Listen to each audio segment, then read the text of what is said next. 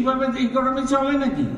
আরো একটু করিডোরে আসবেন, আপনাদের লেভেল অফ ম্যাচুরিটি দেখে খুবই নিরাশ। সাংবাদিকের প্রশ্নে বারবার মেজাজ হারালেন মন্ত্রী। মূল্যস্ফীতি কমাতে সময় চাইলেন, এবছর এড়িয়ে গেলেন কালো টাকা প্রসঙ্গ। দাম কমানোর দায়িত্ব অর্থকে দিল বাণিজ্য।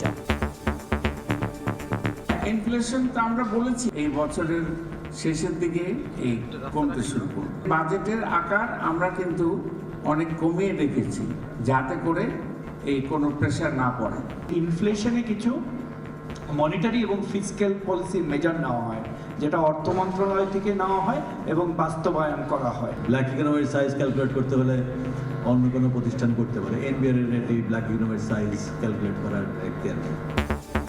হঠাৎ ইউটার্ন সিপিডির, সংযত বাজেট প্রস্তাবে সরকারের বন্দনা। বিশাল বাজেট না করে একটা সংযত বাজেট করার দিকে অনেকটাই চেষ্টা করা হয়েছে, সেটা একটা ভালো পদক্ষেপ।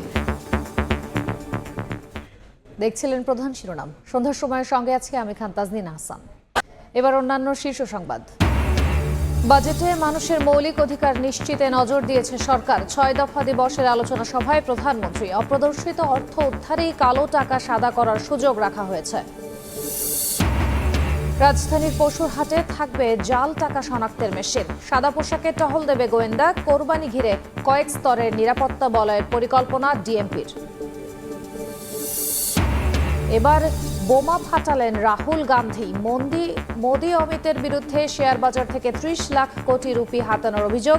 সরকার গঠনে নীতিশ নাইডুর সঙ্গে দিল্লিতে আবারও বৈঠক।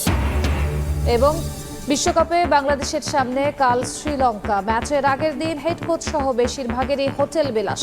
স্বপ্নের জয়ের আশায় ডালাসে আসছেন প্রবাসীরা।